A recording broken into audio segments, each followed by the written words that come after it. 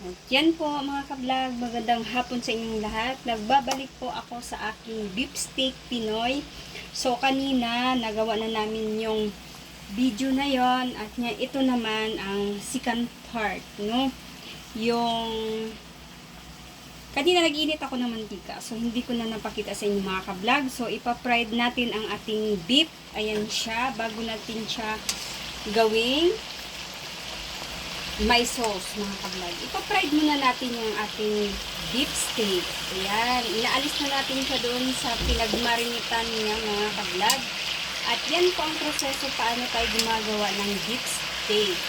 So, pa-fried lang natin parang style ng tapa. Pero, ang tapa kasi parang i-giling lang yun sa mantika. Hindi talaga siya totally ligong-ligo sa mantika mga ka-vlog. Iba yung tapa kasi yung tapa kasi, kunting luto-luto lang yun mga ka-vlog. Ito po. Mamaya, papakita ko sa inyo kung paano ko gagawin yung sauce ng ating beef steak mga ka-vlog.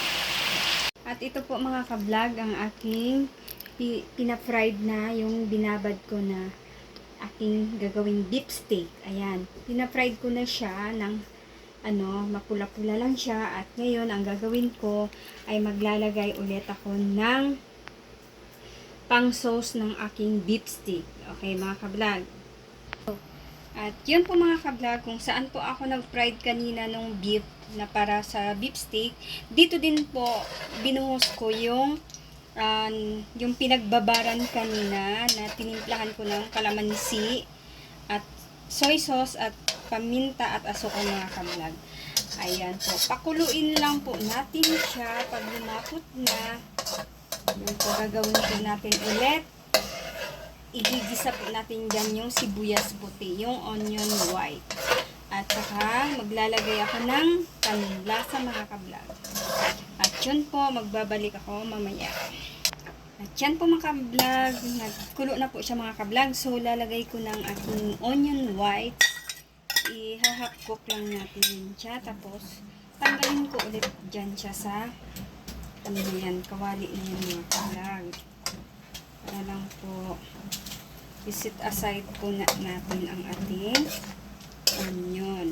Tayo natin brown siya. Mekos-mekos lang ng konti. Ayan po ang ating sauce ng ating beef steak. Hindi po kailangan na sobrang dami yung sabaw ng beef steak. Kasi hindi na po yung matatawag na beef steak mga ka-vlog. Kung maraming sabaw, hindi sinabawan na yung baka. Sabawan mo na lang. Hindi po, joke po. Yan lang po talaga ang tama yung paggagawa. Tansya lang po sa laman ng ginagawang beef steak. Yung beef natin, itatansya lang doon kung 1 kilo mahigit na puro laman. Ayan, kunting-kunti lang po. Ayan, naamoy ko na yung aroma ng ating onion whites mga ka-vlog. Ayan, masarap-sarap po talaga ito mga ka-vlog. Masarap talaga, hindi masarap-sarap. Talagang legit masarap. Pag si Tess ka-vlog ang magluluto.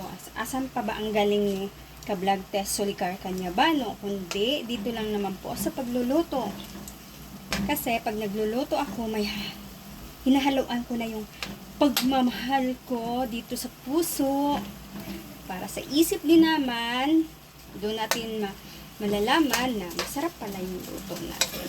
Yung mga ka-vlog. At yan na po na na siya yung ating sibuyas o sige. Sit aside muna. At ito mga ka-vlog, lalagay ko na ang aking beef steak kanina na pina-fried. Ayan po ang beef natin, ang laman. Ayan, masarap-sarap.